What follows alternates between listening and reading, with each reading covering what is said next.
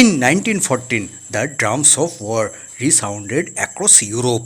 On 28 July 1914, a Bosnian named Gabriel Princip assassinated Archduke Franz Ferdinand, heir to the Austria-Hungary Empire in Sarajevo. Events quickly spiraled into a complex chain of reactions, and the dark shadow of war loomed large. The conflict between two Balkan countries soon drew into the great powers of Europe.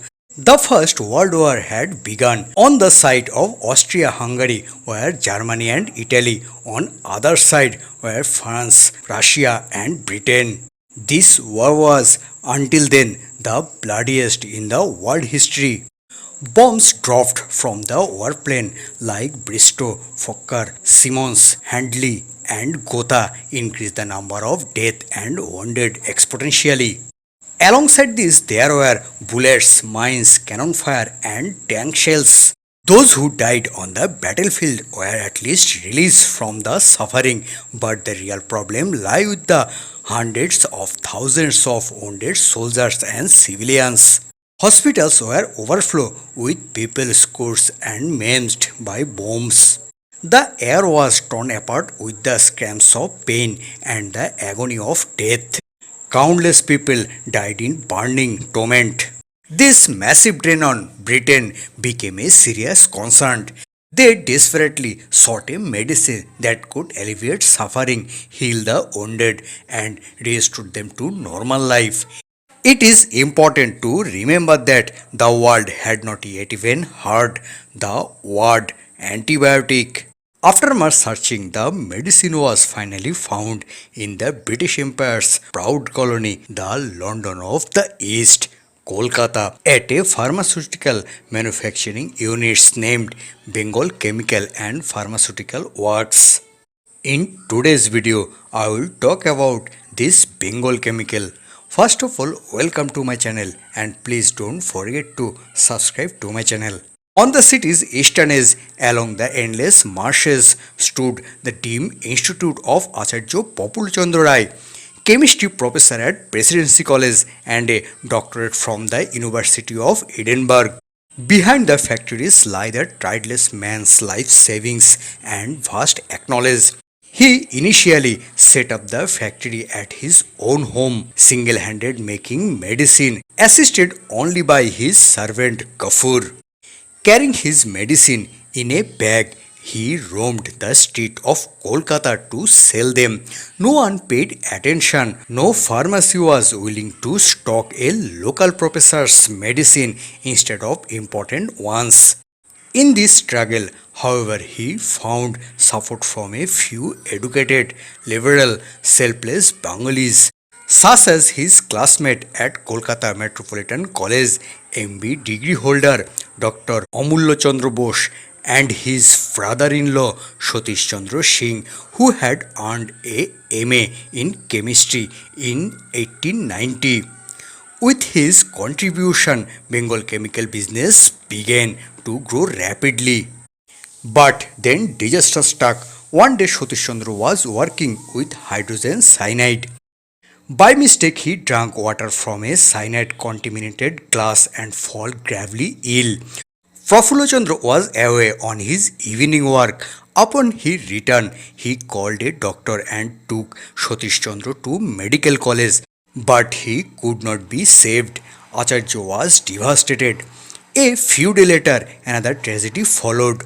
While treating a patient of bubonic plague, Dr. Amulya Chandra himself contracted the disease and died. After this, Acharya Ray found a new ally in Dr.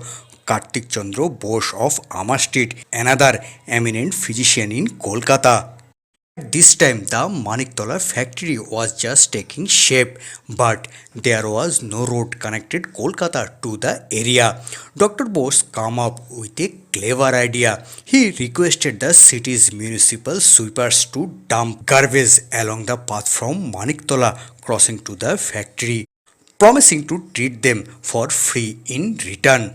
The accumulated garbage eventually formed a solid path over the wetlands, today known as Maniktola Main Road.